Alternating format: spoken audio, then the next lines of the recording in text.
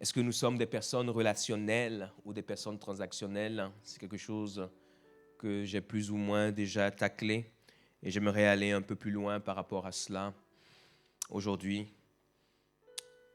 La Terre n'est pas une île déserte où nous vivons seuls. Au contraire, la Terre est faite d'hommes et de femmes qui se côtoient et qui sont appelés à interagir ensemble. C'est un principe simple, mais tellement important à comprendre. La Terre n'est pas une île déserte. Le principe de vivre sur la Terre, c'est de côtoyer les hommes et les femmes et d'interagir avec eux. Quand vous passez à côté de cette réalité, il faut déjà savoir que vous êtes à côté de la raison même de vivre sur Terre. Le principe inhérent et de base de la vie sur Terre, c'est de côtoyer des hommes et des femmes et d'interagir avec eux. Si vous n'êtes pas capable de pouvoir vivre par ce principe simple et basique, vous êtes déjà un outsider par rapport à la Terre. Et lorsqu'on observe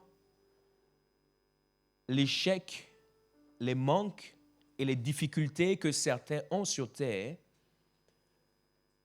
on peut observer pour certains d'entre eux que ce principe de base, justement, leur manque.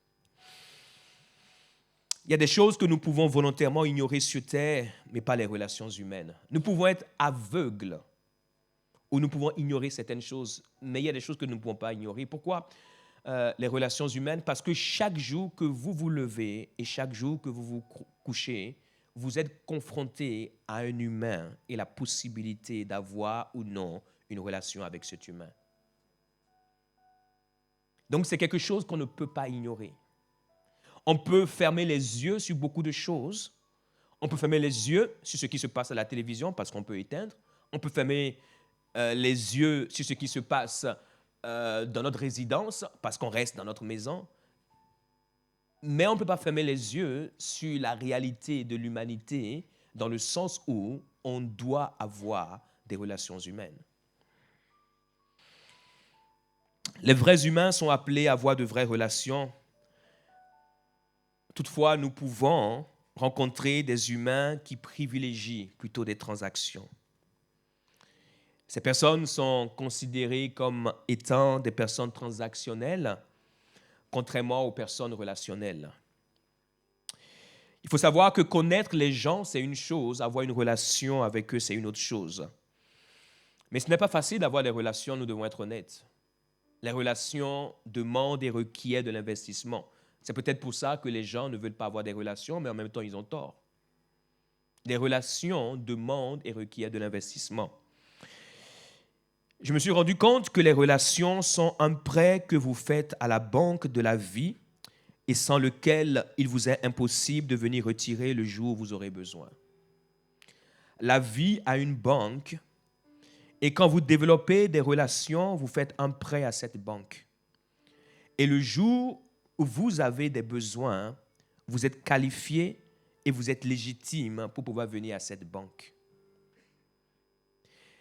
Si vous allez à la banque et vous n'avez aucune relation avec cette banque, vous n'avez aucun dépôt avec cette banque et vous n'avez aucune garantie sur laquelle cette banque s'appuiera dans le naturel, il n'y a aucune des banques qui vous fera un prêt. Et d'ailleurs, vous verrez même que quand la situation économique et financière s'empire dans un pays, selon la relation que vous avez avec votre banque et votre banquier, vous pouvez avoir certains privilèges que la plupart des gens n'ont pas. Mes chers amis, il y a des principes de base qui sont inhérents à la vie sur Terre. Quand nous développons des relations, nous prêtons à la banque de la vie. Et dans le cours de notre vie, selon ce que nous rencontrons et ce que nous expérimentons, la banque de la vie pourra nous donner ou pourra nous refuser. Quelquefois, il y a des chrétiens qui pleurent sur des choses que la vie leur refuse. Mes chers amis, ce n'est pas parce que le diable est après vous.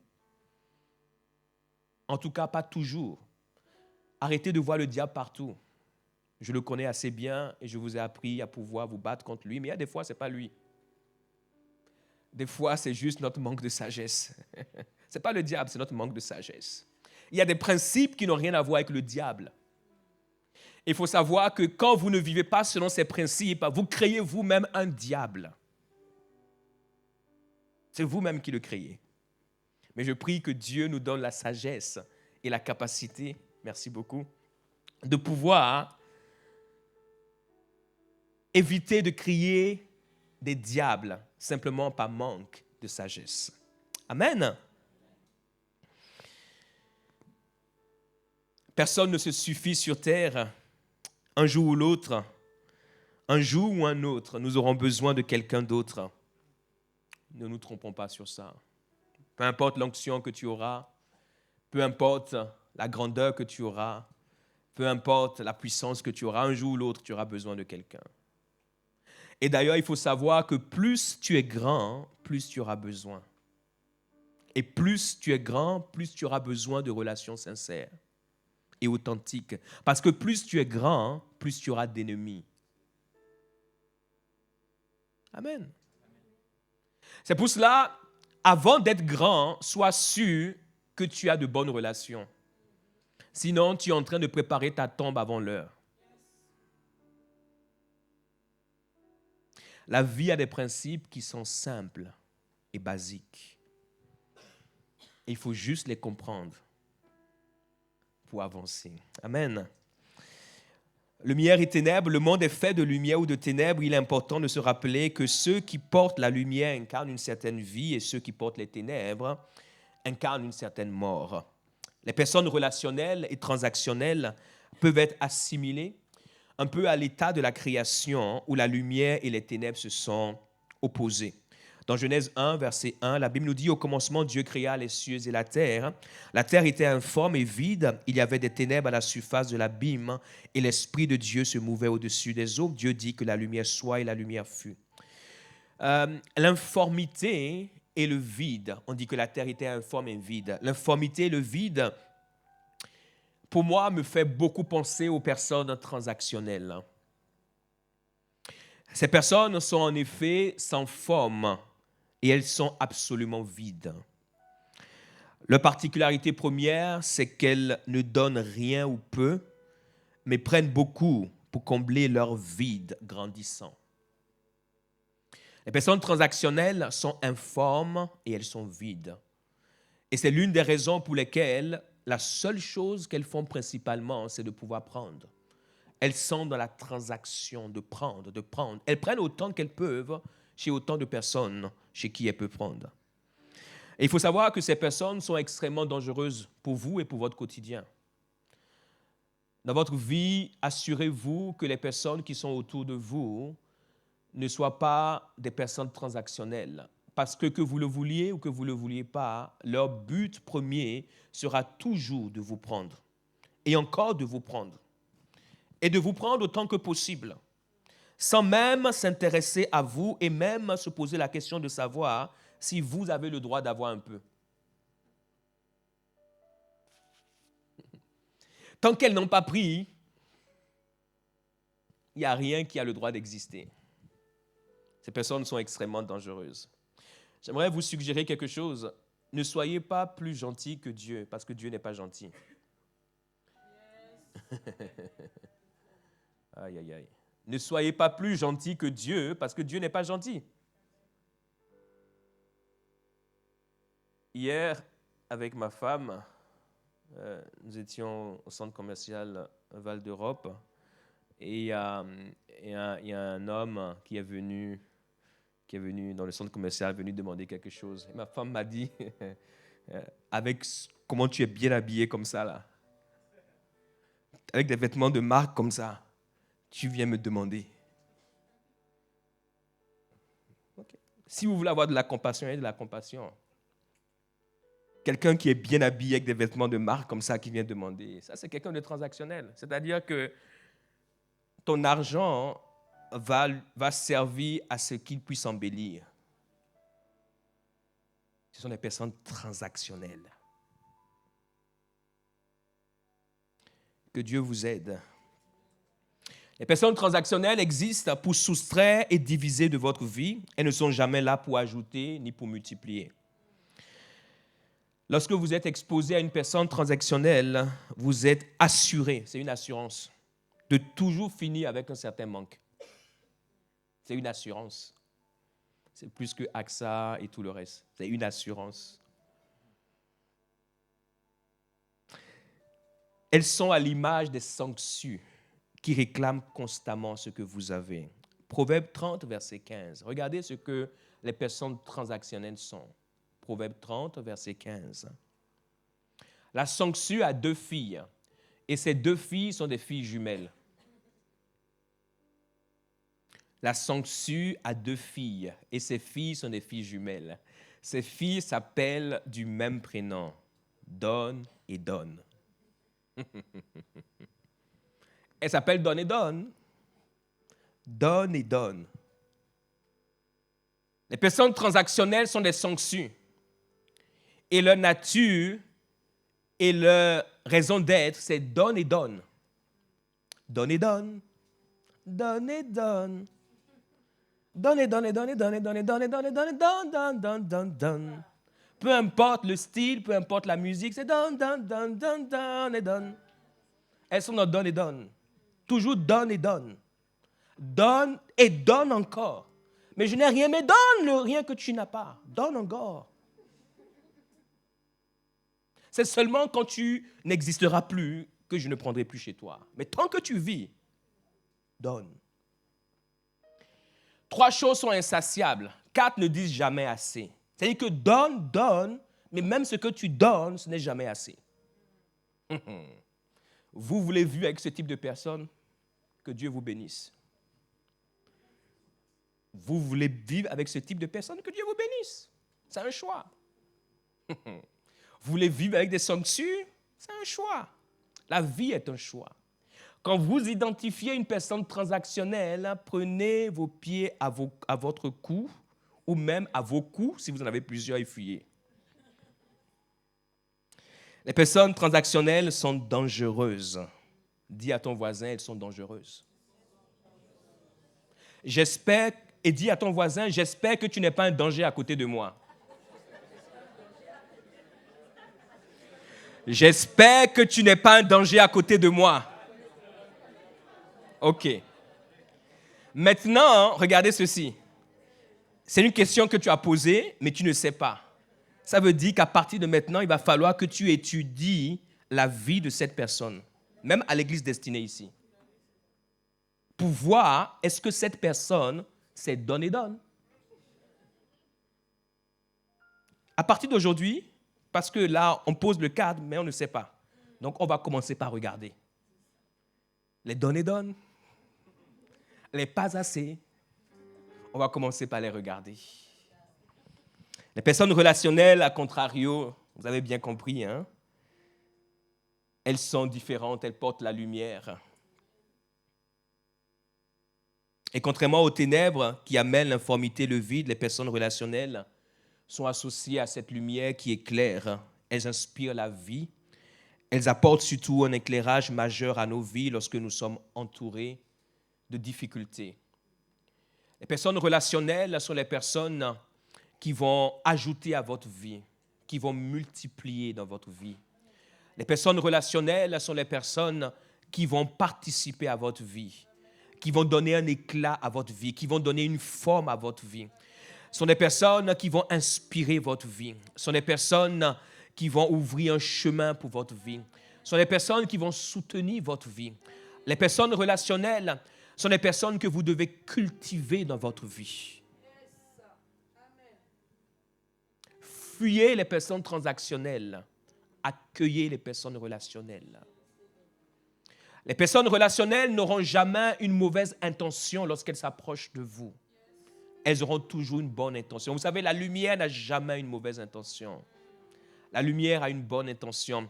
Je n'ai pas le temps de pouvoir développer, mais allez lire dans Jean 1, lorsqu'il était question de la lumière. La Bible nous dit qu'il est venu comme la parole, et va dire cette parole est la lumière qui brillait. Et cette lumière qui brillait est venue parmi les siens, au milieu des ténèbres. Les siens étaient ténébreux, mais malgré cela, elle est venue au milieu d'eux. La lumière ne se refuse jamais à venir éclairer dans les ténèbres. C'est cela les personnes relationnelles. Les personnes relationnelles ne vous verront jamais en bas et passeront à côté de vous. Les personnes relationnelles ne vous verront jamais dans le manque et feront comme si elles sont aveugles. Les personnes relationnelles ne verront jamais l'injustice vous frapper et se diront, c'est bien fait pour vous. Alors si je suis à votre place, j'investirai ma vie à trouver des personnes relationnelles et à pouvoir les avoir autour de moi. Lorsque vous avez des personnes relationnelles, vous êtes entouré d'un bouclier au jour de la guerre. Faites le choix de qui vous entoure.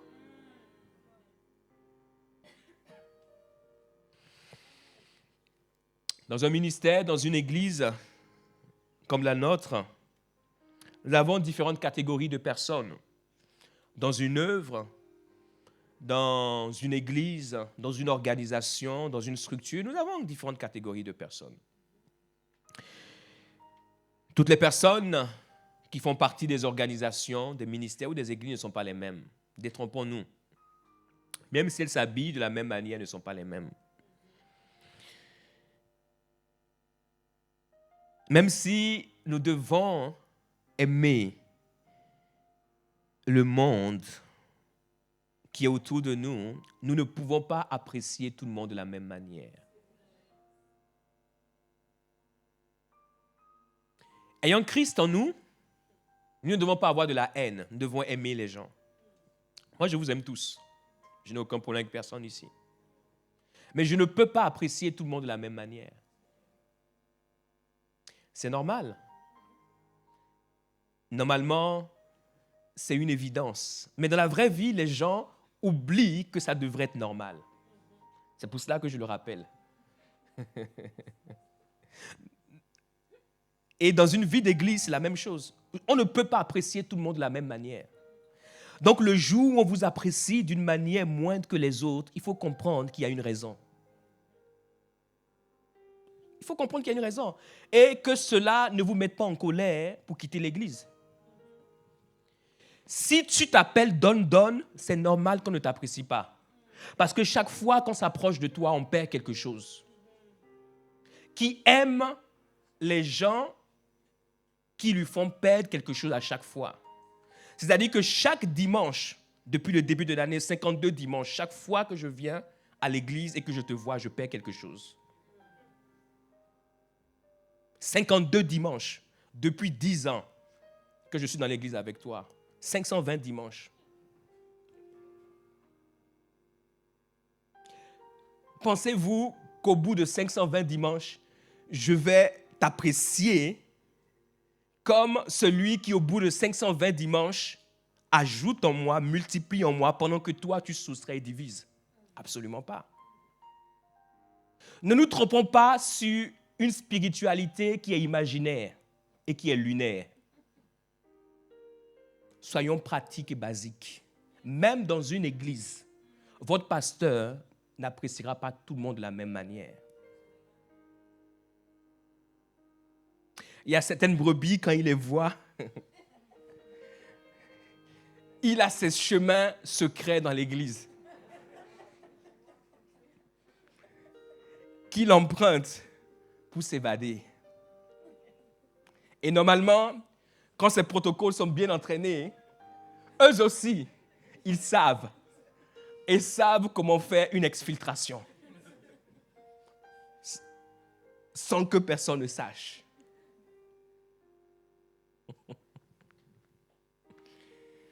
Oh Seigneur Jésus. Dans nos propres vies, même dans une famille, il y a des personnes dans votre propre famille que vous appréciez plus que d'autres. il y a certaines personnes, quand elles arrivent, vous demandez quel problème il va m'exposer aujourd'hui. C'est-à-dire que même s'il n'y a pas de raison d'avoir un problème, il vous inventera un problème. À sa vue, vous avez déjà le paracétamol qui est à côté. À votre avis, de telles personnes, est-ce que vous vous approchez ou vous les fuyez? Donc, on ne déprécie pas les personnes parce qu'on les hait. Ce n'est pas de la haine. On vous aime, mais il y a des personnes autour de vous, vous les aimez, mais vous les aimez loin. Plus loin tu seras, mieux je t'aimerai. Mais je sais que cette église, en cette année de réveil, a connu une transformation extraordinaire qui fait que les transactions sont terminées. Qui fait que les transactions font partie du passé. Amen. Par exemple, vous avez la catégorie des Jonas. Les Jonas, ce sont des personnes, lorsqu'elles sont avec vous, elles amènent des problèmes.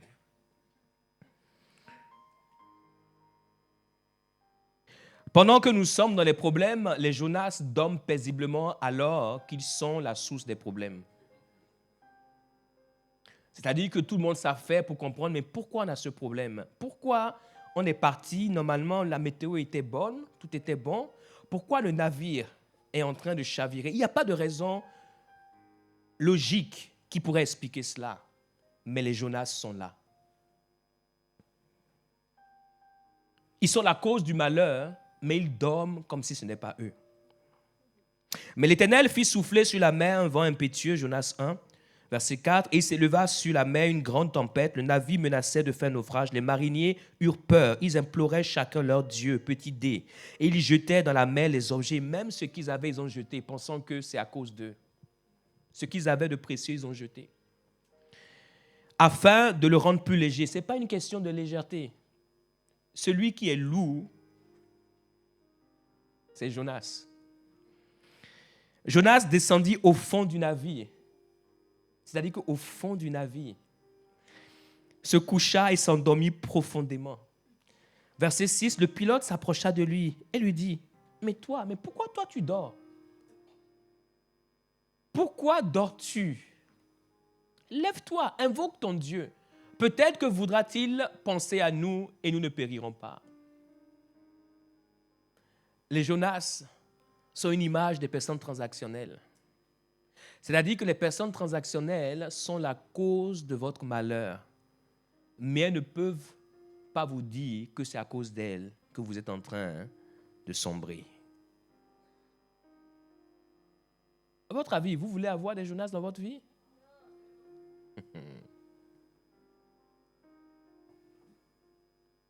Et Jonas était un prophète de Dieu. C'est pour cela que nous pouvons avoir une certaine spiritualité et manquer de certaines valeurs et même d'une certaine humanité. Fuyez ces personnes, c'est moi qui vous le dis.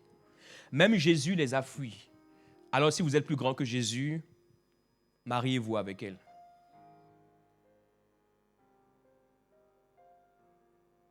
Des fois, dans nos églises, nous avons des plaintes et des complaintes devant Dieu. Mais quand Dieu nous regarde, Dieu dit, c'est parce que vous êtes insensés. Moi, je ne vous ai jamais demandé de faire ça. Je ne vous ai jamais demandé de pouvoir commencer une aventure avec Jonas. Je ne vous ai jamais demandé ça. Que Dieu nous donne la sagesse. Et on pourrait citer beaucoup de personnes transactionnelles comme cela. Mais regardons par exemple les Jacob. Les Jacob, ce sont des multiplicateurs. Lorsqu'ils viennent dans une église, ce sont des gens qui multiplient. Les pasteurs aiment beaucoup les Jacob.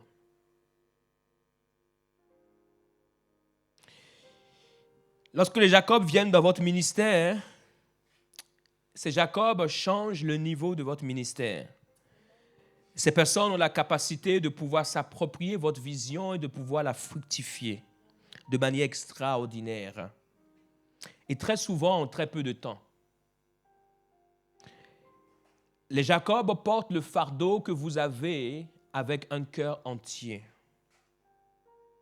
Ils ne considèrent pas le temps qu'ils donnent, parce que la vision qu'ils portent, ce n'est pas votre vision, c'est leur vision, parce qu'ils s'approprient. Et tout ce que vous leur donnez, ils le multiplient. C'est-à-dire que vous avez une satisfaction de pouvoir les avoir, parce que tout ce que vous mettez en eux, ils multiplient absolument cela. Vous leur donnez un travail, ils pensent tout de suite à l'innovation. Vous leur donnez une mission, ils pensent tout de suite à l'expansion. Vous savez, les Jacob, vous n'avez pas besoin de pouvoir faire une réunion hebdomadaire avec eux. Vous faites une réunion une fois par an en janvier, au mois de décembre, vous êtes surpris du résultat. Parce qu'ils vont penser comme vous et ils vont produire le résultat qui va vous étonner. Genèse 30, 27, Laban lui dit, « Puis-je trouver grâce à tes yeux? Je vois bien que l'Éternel m'a béni à cause de toi. » Genèse 30, verset 27. Il dit, « L'Éternel m'a béni à cause de toi. Si tu n'étais pas là, Jacob, je n'aurais pas été béni comme j'ai été béni. » C'est ce que sont les Jacob. Ils apportent une certaine dimension de bénédiction. C'est pour cela que je parlais des personnes relationnelles qui font quoi? Elles ajoutent et elles multiplient. Laban ne manquait de rien. Il avait ce qu'il fallait. Mais quand Jacob est arrivé, waouh, il a compris ce que ça veut dire la bénédiction. Parce que Jacob l'a amené dans une certaine dimension. Et il dit, « Fixe-moi ton salaire et je te le donnerai. » Jacob lui dit, « Tu sais comment je t'ai servi. » Les Jacob sont des serviteurs. « Et ce qu'est devenu ton troupeau avec moi. » Ce n'est pas de l'orgueil. Parce que Jacob a effectivement travaillé avec la grâce et la bénédiction qui reposaient dans sa vie. Il a travaillé pour Laban. Il a fait multiplier ce que Laban avait. Il a étendu ce que Laban avait. Il dit, car le peu que tu avais avant moi, c'est beaucoup accru. C'est clair, c'est net, c'est précis. Il dit, le peu que tu avais, c'est accru avec moi. Mes chers amis, ce n'est pas de l'orgueil. C'est juste que les Jacob ont quelque chose qui est visible. Si vous voulez bâtir une vie, ayez autour de vous des Jacob. Je ne sais pas si vous avez envie d'avoir autour de votre vie des personnes qui prennent, des personnes qui détruisent, des personnes qui enlèvent, qui divisent. C'est un choix. Mais moi, je préfère les Jacob. C'est pour cela que je dis, même quand vous avez un groupe de personnes, vous avez une appréciation pour certaines personnes, que vous le vouliez ou pas. À moins de pouvoir détruire tout ce que vous avez, aimez les personnes transactionnelles. Mais pour ce qui est de ma part, j'aime les personnes relationnelles. J'aime les personnes qui portent la lumière, comme les Jacob. Et il dit, et l'Éternel t'a béni sur mes pas. Il dit, l'Éternel t'a béni. Écoute-moi là-bas, l'Éternel t'a béni sur mes pas. C'est à cause de moi. Le Dieu que je connais, je l'ai intégré dans ce que tu as.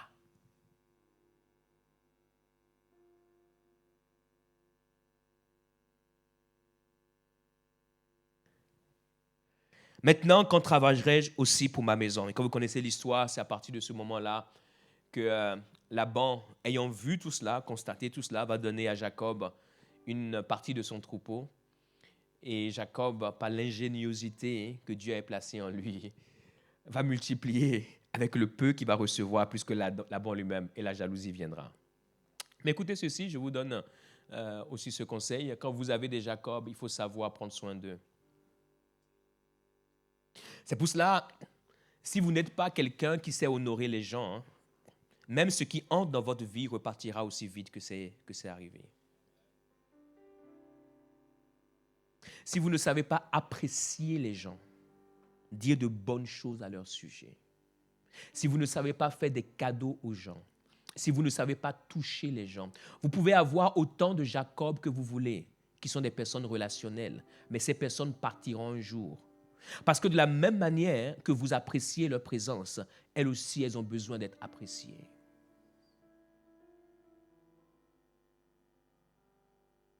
Écoutez ceci.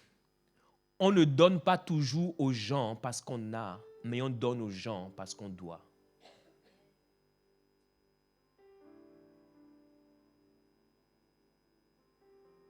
Allô?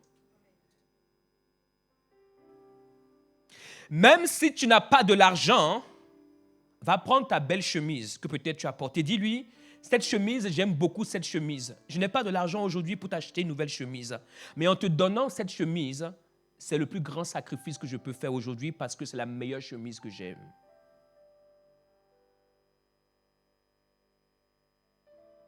On ne donne pas parce qu'on a, mais on donne parce qu'on doit. Si tu as un Jacob et tu ne sais pas t'en occuper, Jacob partira.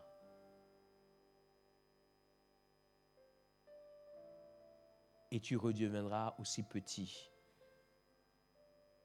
que tu l'avais été avant Jacob. Il y a une sagesse qui s'appelle la sagesse de la vie, que je trouve que beaucoup de chrétiens n'ont pas. Autant vous savez que j'aime la prière, je suis un guerrier de prière. Mais la prière chez moi n'est pas aveugle. La prière chez moi vient de la révélation et de l'inspiration. Vous priez après avoir été éclairé. Si vous n'avez pas été éclairé, ça ne sert à rien de prier. Sinon, vous vous battez pour rien. Quand vous avez été éclairé, vous pouvez prier.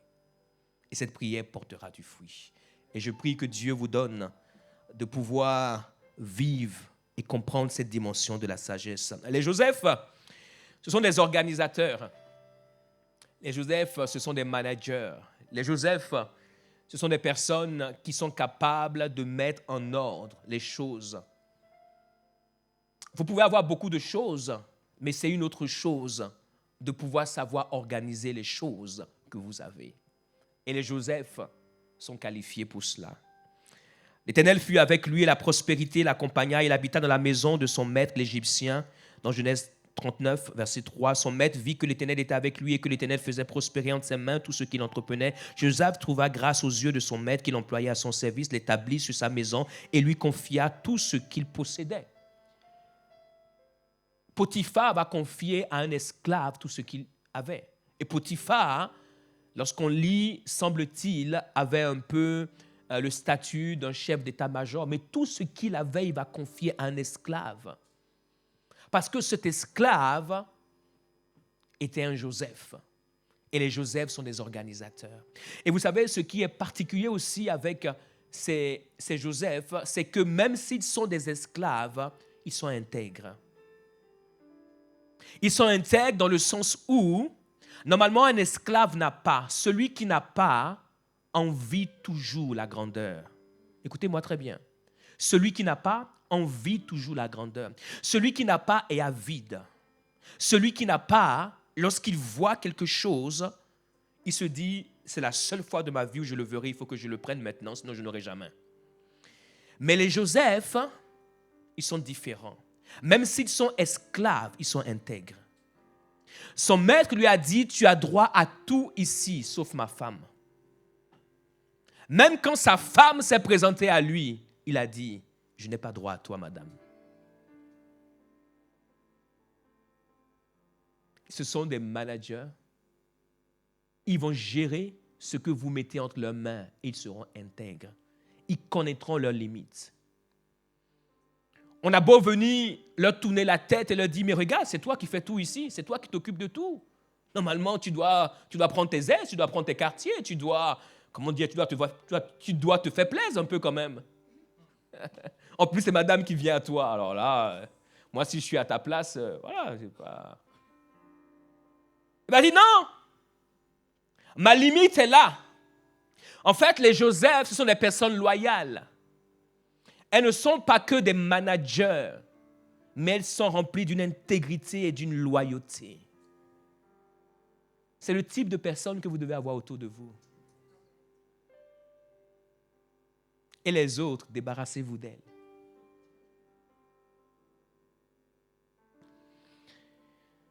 Ce sont des organisateurs, des planificateurs, des personnes intègres, des personnes loyales. Que dire des titres?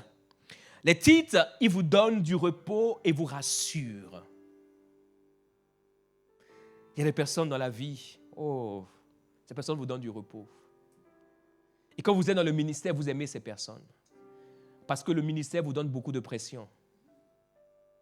Et quand vous avez la pression, vous n'avez pas envie d'entrer en dépression. Donc vous avez besoin des personnes qui vous donnent du repos avant que vous ne franchissiez l'étape de la dépression. Mais vous n'avez pas tout le monde qui est capable de faire cela. Il y a ceux qui vous donnent la pression au point de vous amener à la dépression. Et je vous assure, quand vous les voyez, vous les fuyez. Vous êtes déjà sous pression, quand vous parlez avec eux, vous savez que vous allez tomber dans la dépression. Qu'est-ce que vous faites? Vous les fuyez. Dans ma vie, il y a des gens que je fuis. Ah oui. Et même, il y a des gens qui sont proches de moi. J'interdis à ma femme, même à des moments donnés, je ne les contacte pas. Et si tu te contactes, dis-leur que tu ne sais pas où je suis.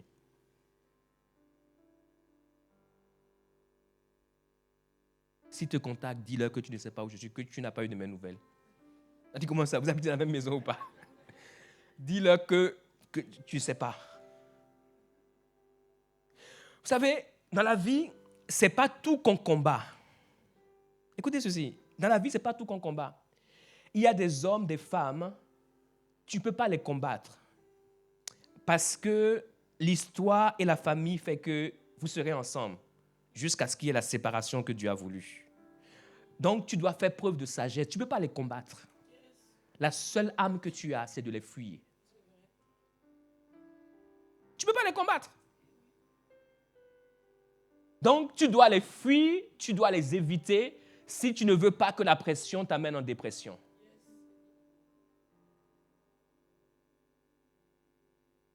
Les titres rassurent. Ils vous donnent du repos. Quand ils ne sont pas là, vous êtes amputé.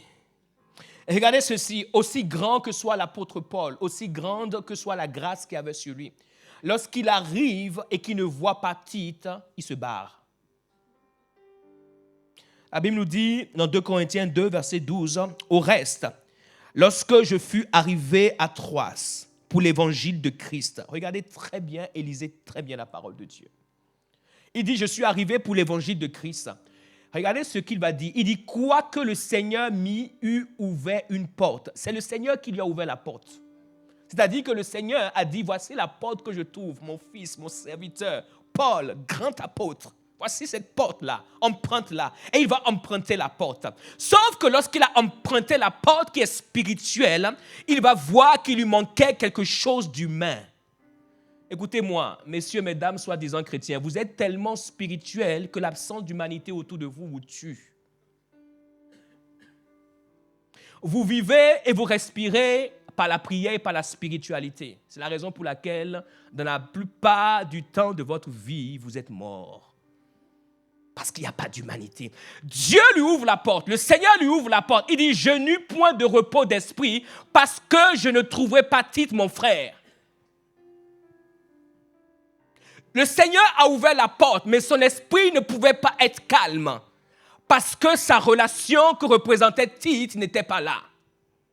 Quand vous n'avez pas de Tite, peu importe les 40 jours que tu as fait sur la montagne, Dieu t'a parlé, a dit, mon fils, comment cela? Si Tite n'est pas là, tu n'auras pas le repos d'esprit. Et si tu oses essayer, même avec la révélation, tu mourras. Qu'est-ce que l'apôtre Paul va faire? C'est pourquoi, ayant pris congé d'eux, je partis pour la Macédoine. Mes chers amis, notez ce verset et mettez-le en gras. Ça s'appelle la sagesse de la vie.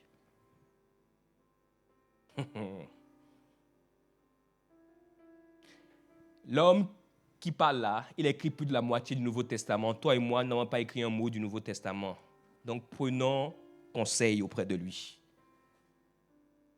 Non, moi, Dieu m'a parlé, Dieu m'a visité. Ok, il n'y a pas de problème. C'est pour cela, depuis 10 ans, nous voyons comment la visitation de Dieu t'a mené nulle part.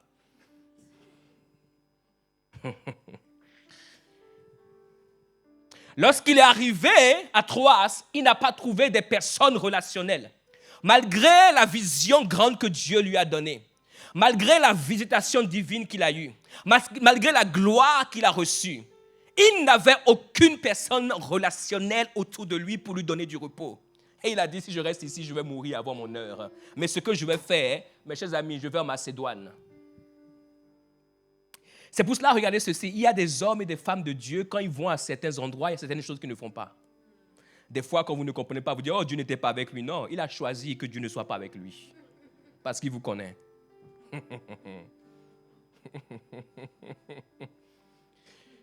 il y a des personnes, écoutez ceci, et je peux vous le dire humblement et tranquillement, et honnêtement et directement, il y a des personnes, même si je n'ai pas prévu de prophétiser, quand je les vois, je prophétiserai. Parce que l'esprit du prophète est soumis au prophète. Et je n'ai pas forcément besoin d'entendre Dieu pour prophétiser pour eux. Quand tu es un prophète, je ne dis pas quand tu as le don de prophétie. Même si je n'ai pas prévu de prophétiser pour eux, quand je les vois, j'ai envie de prophétiser pour eux et je vais prophétiser pour eux et Dieu va m'honorer.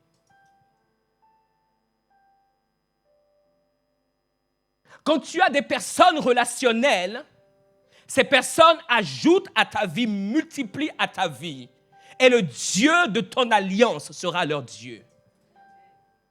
Parce que ces personnes, comme des titres, te donnent du repos. Et dans la jungle dans laquelle tu es, tu as besoin de repos. Tu as besoin de repos. Tu as besoin de tranquillité. Tu ne peux pas, du matin au soir, du lundi au dimanche, du 1er janvier au 31 décembre, être constamment sous la pression. Et il n'y a personne pour te donner du repos. Quand tu trouves une seule personne qui peut te donner du repos, cette personne, tu chéris cette personne. C'est la personne pour laquelle tu pries le plus dans ton temps de prière. C'est la personne pour laquelle, chaque fois que tu la vois, tu prends soin de cette personne. Tu prophétises, même si elle n'a pas besoin de prophétie. Elle dit, mais je suis béni. Elle dit, mais tu es béni, mais tu ne sais pas ce que c'est la bénédiction. Je t'amène encore dans une nouvelle dimension de bénédiction.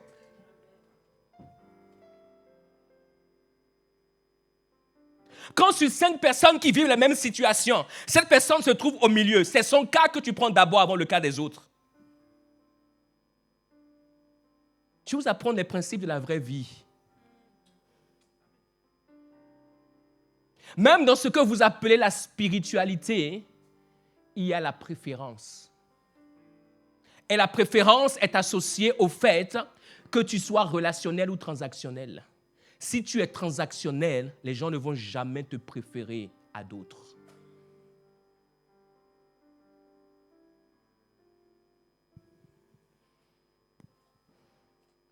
Les avantages d'être relationnel, il y en a beaucoup, mais regardons par exemple. Un dans le Nouveau Testament, un dans l'Ancien Testament. Dans l'Ancien Testament, l'histoire de la femme de Sunem, la Sunamite. Un jour, Élisée passait par Sunem, il y avait là une femme de distinction qui le pressait de roi 4 d'accepter à manger et toutes les fois qu'il passait, il se rendait chez elle pour manger. Il passait juste, il n'a pas demandé. Le prophète Élisée, c'est le prophète de la nation, il a ce qu'il faut. Cette femme voit et dit, s'il te plaît, en plus la Bible nous dit, elle va le presser. S'il te plaît, reste manger. Ok, donc il va rester manger. Et puis chaque fois, il passait. Et ensuite, elle passe à une autre étape, verset 9. Elle dit à son mari, voici, je sais que cet homme qui passe toujours chez nous est un saint homme de Dieu. Elle n'a pas besoin de pouvoir se prouver à elle. Il dit, je sais que c'est un homme de Dieu. Ok. Il dit, faisons une petite chambre haute avec des murs et mettons-y pour lui un lit, une table, un siège et un chandelier, afin qu'il s'y retire quand il viendra chez nous. Ça veut dire quoi? Cette femme est devenue un titre pour lui. Il dit, quand il va venir, qu'il va se reposer. On sait qu'il a la pression, il est le prophète de la nation. Ça va pas. On va mettre une chambre haute où les gens ne pourront pas accéder. Et cette chambre sera cachée dans notre maison. Ok. Élisée, étant revenu à Sunem, se retira dans la chambre haute et y coucha. Il dit à Géasi, son serviteur, appelle cette Sunamite. Géasi l'appela et elle se présenta devant lui. Et Élisée dit à Géasi, dis-lui, voici, tu nous as montré tout cet empressement. Il dit quoi? Voici, tu nous as montré tout cet empressement. Ça veut dire quoi? Tu as additionné, tu as multiplié. Tu n'es pas venu soustraire et diviser. Tu nous as montré cet empressement. Il dit quoi? Tu nous as montré. En fait, les personnes relationnelles sont des personnes qui te montrent quelque chose. Elles te montrent de l'amour, elles te montrent de la compassion, elles te montrent vraiment la fidélité, elles te montrent quelque chose. Elles placent quelque chose sur tes yeux. Je ne comprends pas les gens qui aiment et qui ne montrent jamais. Ils ont de l'amour spirituel. Quel amour tu appelles spirituel? La spiritualité et l'amour aveugle ne marchent pas ensemble. Nous, on aime en esprit. OK. Tu nous as montré cet empressement. Ça veut dire que cette femme s'est débattue pour leur donner et pour lui donner ce qu'elle avait de meilleur. Et il dit, que peut-on faire pour toi? Ce sont les bénéfices d'être relationnel. Il dit, que peut-on faire pour toi? C'est le plus grand prophète de la nation qui lui dit ça. Que peut-on faire pour toi? Il dit, faut-il parler pour toi au roi ou au chef de l'armée? Parce que Élisée connaissait le roi et le chef de l'armée. Quand il passait tous les jours, est-ce qu'il est arrivé? Il a dit, madame, je me suis perdu. Est-ce que vous voulez que je parle au roi ou au chef de l'armée? Il n'y a personne qui va se perdre pour venir te bénir. Dis à ton voisin, il n'y a personne qui va se perdre pour venir te bénir. Tu peux juste provoquer ta bénédiction. Tu peux juste la provoquer. Mais il n'y a personne qui va se perdre pour venir te bénir. Elle répondit, j'habite au milieu de mon peuple. Donc elle va lui dire en quelque sorte, j'ai ce qu'il faut. Et c'est vrai, quand vous lisez, au début, c'est une femme de distinction. Elle avait ce qu'il fallait. Mais regardez ce qui va se passer, verset suivant. Et il dit maintenant à son serviteur, en fait, il ne peut pas rester tranquille. La femme a tout ce qu'il faut. Et il va dire à son serviteur, que faire pour elle? On a demandé à madame, qu'est-ce qu'on peut faire pour vous? Madame a dit qu'elle a tout. Donc madame est partie. Mais il dit à son serviteur, les personnes relationnelles, on ne peut pas les laisser comme ça. Il dit, que faire? Que faire pour elle? Il dit, tu es mon serviteur, il faut trouver quelque chose, sinon je te remplace. Trouve-moi ce qu'on peut faire pour elle, sinon sache que tu es remplacé aujourd'hui. Géasi répondit, mais elle n'a point de fils et son mari est vieux. Ah, patron, elle a tout, mais elle n'a pas de fils et son mari est vieux. Il dit, ah, voilà, tu es un bon serviteur, tu observes bien. Est-ce que vous avez compris le principe là? Quand les gens sont relationnels avec vous, ce sont les gens que vous regardez le plus et vous essayez de combler ce qui leur manque. Quand les gens sont transactionnels, vous ne les regardez pas. Et même quand ils vous parlent, vous ne les entendez pas. Verset suivant. Et il dit, appelle-la. Ce n'est pas Dieu qui a dit. Dieu n'a rien dit. Géasi l'appela et se présenta à la porte. Élisée lui dit, madame, je n'ai plus besoin de savoir ce dont vous avez besoin. À cette même époque, l'année prochaine, tu embrasseras un fils. Elle dit, oh, non. Ah, cette affaire-là, il faut pas aller là-bas, mon gars. Prophète, il faut pas aller là-bas. Il dit, l'année prochaine, à cette même époque, mon Seigneur, homme de Dieu, ne trompe pas ta servante. Verset 17. Cette femme devint enceinte, qu'elle le veuille ou qu'elle ne le veuille pas. Elle est devenue enceinte.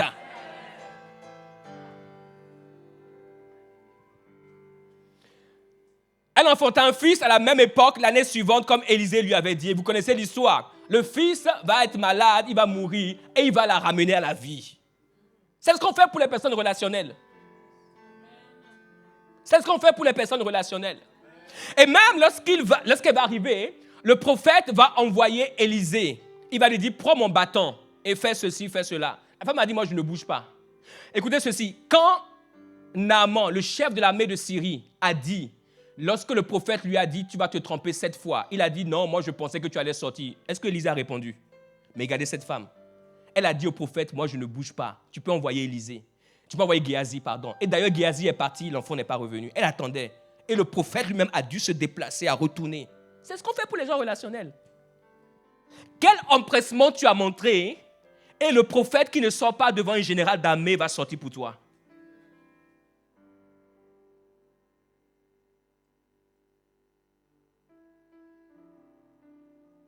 Les gens sont transactionnels dans ce monde. Ils prennent un peu et ils pensent qu'ils vous ont eu. Mais ils oublient qu'il y a un jour qui s'appelle demain. Vous connaissez dans le Nouveau Testament l'histoire de Lazare, on ne va pas revenir sur ça, mais Lazare dans Jean 11. Lazare est un ami proche de Jésus, comme ses sœurs Marthe et Marie. C'est une partie de l'évangile qui est très frappante. On voit Jésus dans sa dimension humaine. Il était 100% Dieu, mais 100% homme. Lazare sera malade. Marthe et Marie vont lui envoyer la nouvelle. Ton ami Lazare, celui que tu aimes. Donc, si on dit ton ami, c'est que Jésus a montré une certaine amitié avec Lazare. Celui que tu aimes, c'est que Jésus a démontré un certain amour. Dans la Bible, on ne dit pas cela de tout le monde. Jésus est le Fils de Dieu, mais n'a pas démontré une amitié avec tout le monde. Et n'a pas démontré un amour de ce type-là avec tout le monde. Donc, j'aimerais te poser la question. Toi, tu es qui? Tu es plus que Jésus. Et tu aimes tout le monde au même niveau. Tu es un menteur.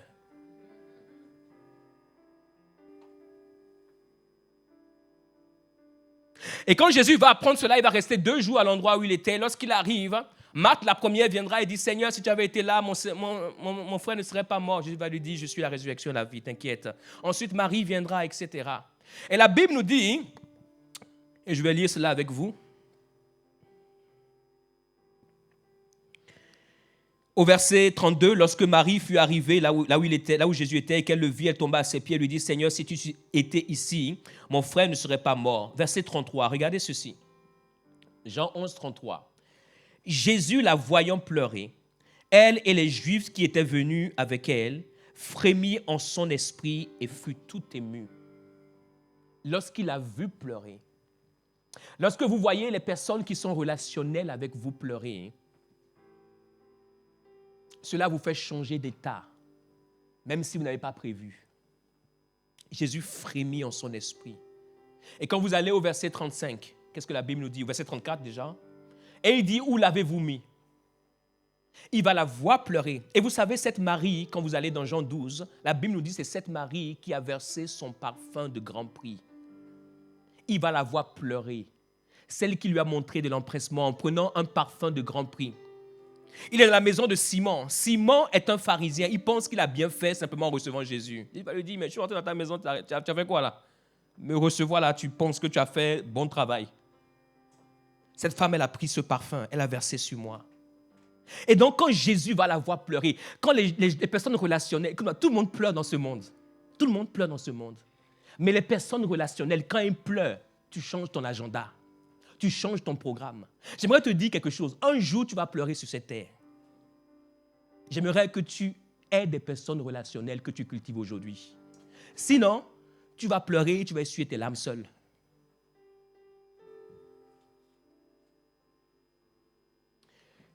Et où l'avez-vous mis? Seigneur lui répondit-il. Verset 34. Viens et vois. Verset 35, Jésus pleura. Et à ce moment, c'est le seul verset de la Bible où on dit Jésus pleura. Le seul verset de la Bible. Et vous n'avez jamais posé la question. Et c'est le verset le plus court de la Bible. Jésus pleura. Full stop. Point final. Rien à rajouter. Il a pleuré pour qui? Pas pour des inconnus. Pas pour des transactionnels. Pour Marie et Marthe et Lazare. Mes chers amis, qui pleura pour vous? Qui pleura pour vous?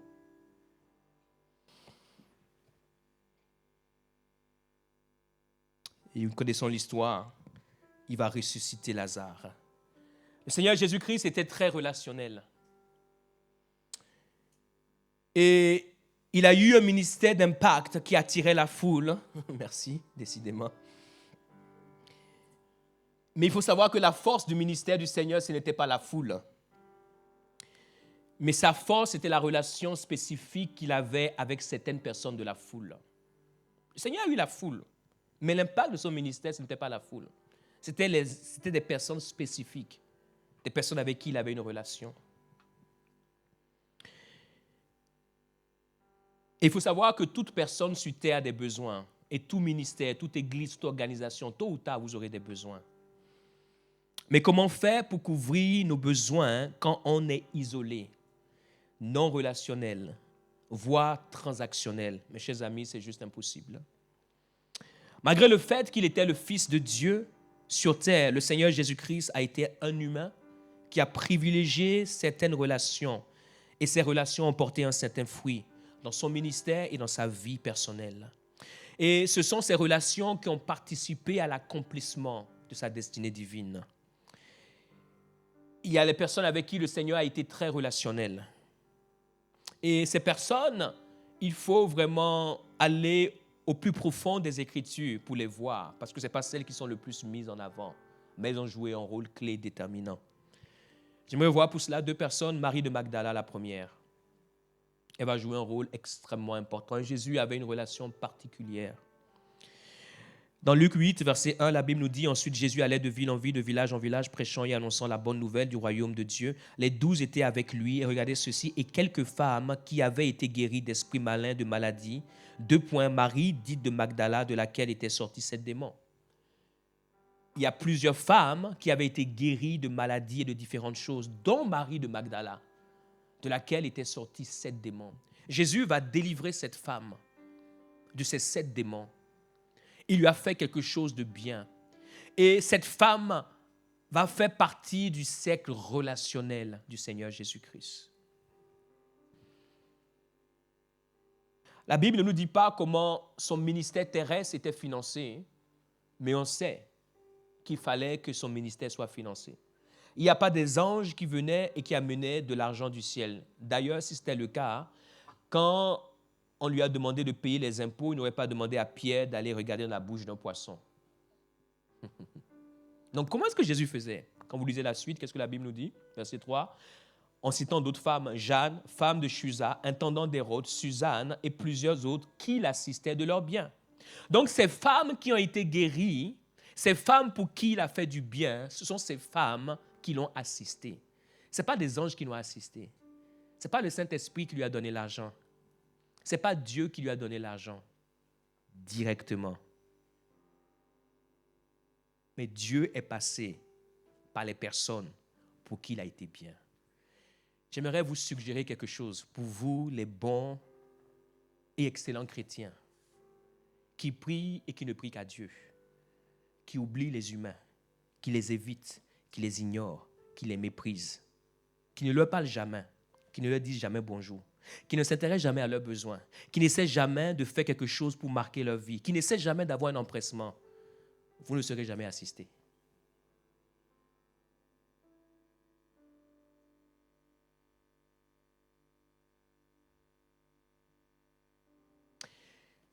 C'est pour cela, des fois, quand vous voyez des personnes que des gens honorent, mes chers amis, avant de pouvoir parler, critiquer, posez-vous la question, posez-vous la question suivante. Qu'est-ce qu'ils ont fait pour ces personnes? C'est parce qu'ils ont fait quelque chose pour eux qu'on les honore. C'est parce qu'il a chassé ces 7 démons que personne ne pouvait chasser. C'est pour cela qu'elle assistait de ses biens. Donc, s'il te plaît, tais-toi. Elle n'est pas folle. Elle savait qu'elle avait 7 démons, la vie qu'elle vivait et la vie qu'elle vit maintenant. Amen. Si tu veux être honoré dans cette vie, fais quelque chose pour quelqu'un. Bien sûr, il y a des ingrats, mais il n'y a pas beaucoup d'ingrats. Il y a certains qui se rappellent. C'est juste certains, ils oublient. Mais la vie leur rappelle à ne pas oublier.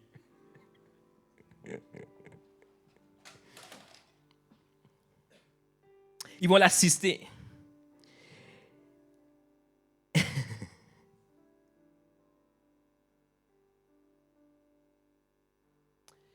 Et quand le Seigneur Jésus-Christ, le Fils de Dieu, le Créateur du ciel et de la terre, écoutez ceci, il va se retrouver à la croix. La foule ne sera pas là, parce que la foule avait peur. Même parmi ses 12 disciples proches, Judas, enlevé, ça fait 11. Il n'y a que Jean qui s'est retrouvé là. Même ses propres disciples n'étaient plus là.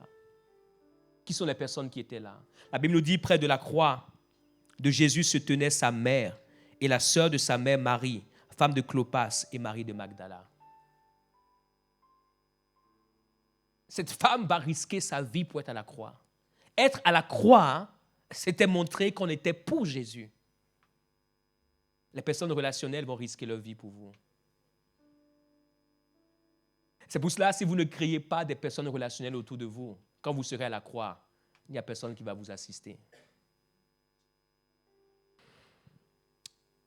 Quand vous allez dans Matthieu 27, on nous dit encore, il y avait là plusieurs femmes qui regardaient de loin, qui avaient accompagné Jésus depuis la Galilée pour le servir.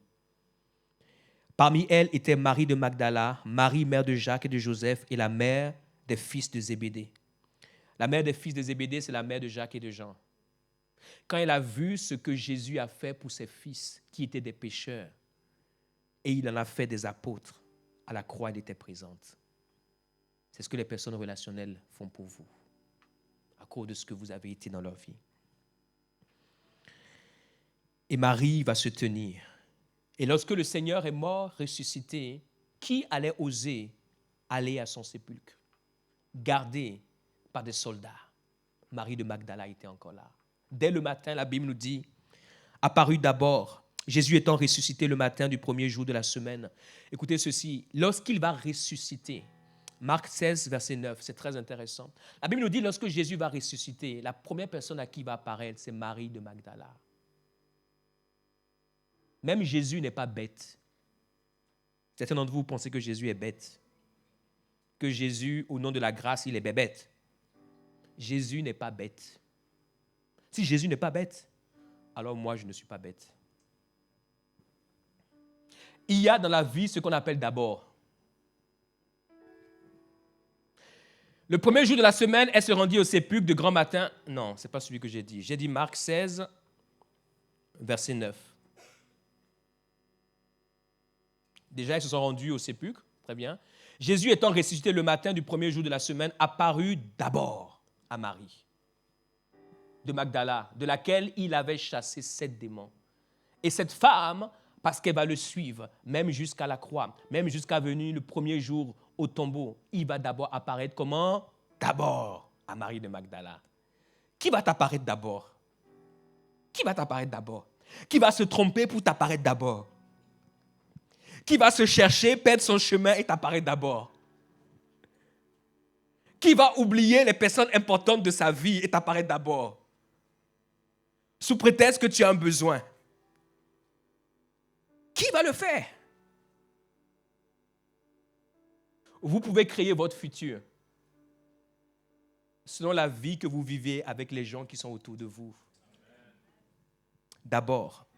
Et vous savez, Jean va rappeler, en décrivant un peu plus là dans le jardin, elle pensait que c'était le jardinier. Elle va lui dire, mais où est-ce que vous avez mis mon Seigneur? Et il va lui dire, Marie. Et c'est là qu'elle dira, Rabouni. Il va dire, ne m'approche pas. Je ne suis pas encore monté vers mon Père, mais je t'apparais toi en premier. Va dire à mes frères, à mes disciples que je suis ressuscité. Parce que là, maintenant, il faut que je monte, que j'aille dans le tabernacle de mon Père, que je lui présente le sang. Mais à toi, Marie, je voulais juste dire que je suis en route vers le tabernacle, vers le lieu très saint. Parce qu'à cause de l'impact que tu as eu dans ma vie. Mes chers amis, quel impact vous avez? Je prie pour toi, oui. Moi-même, je prie pour moi-même. Quel impact vous avez dans la vie des gens?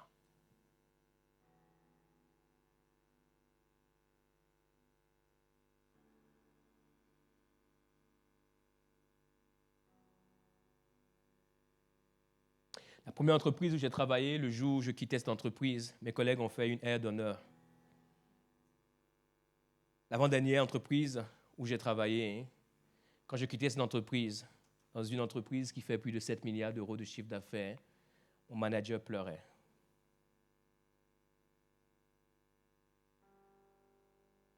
Qu'est-ce que vous faites dans la vie des gens? Si vous ne pouvez pas avoir un cahier, vous notez ce que vous faites dans la vie des gens, il faut savoir que vous êtes en danger. J'ai dit quoi? Il faut savoir que vous êtes en danger. J'aurais d'autres choses à dire, mais je vais m'arrêter là pour aujourd'hui. Être relationnel ou transactionnel? Choisissez d'être relationnel. Sinon la vie, la vie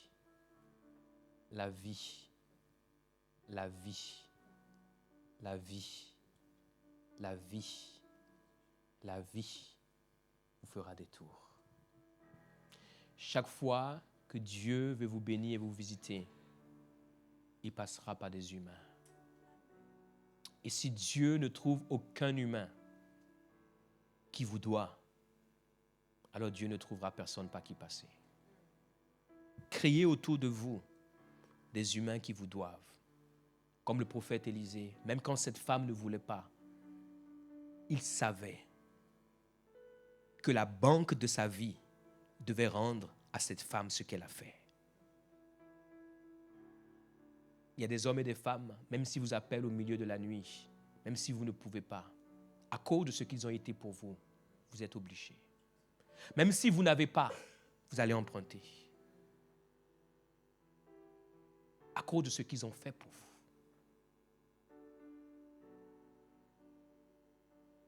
La vie sur terre est associée à une sagesse. Ayez la sagesse de Dieu. Et votre vie sur cette terre sera douce, paisible, inspirante et tranquille. Levons-nous dans la présence de Dieu. Nous espérons que vous avez été édifiés et inspirés par cet enseignement. Nous vous invitons à continuer à nous suivre via nos réseaux sociaux. Si vous le souhaitez, vous avez la possibilité de soutenir notre vision de former des disciples authentiques à travers nos liens PayPal, Helloasso et RIB. Nous nous réjouissons aussi à l'idée de vous accueillir lors de nos célébrations hebdomadaires dont les horaires sont indiqués sur nos pages Instagram et Facebook. Demeurez abondamment bénis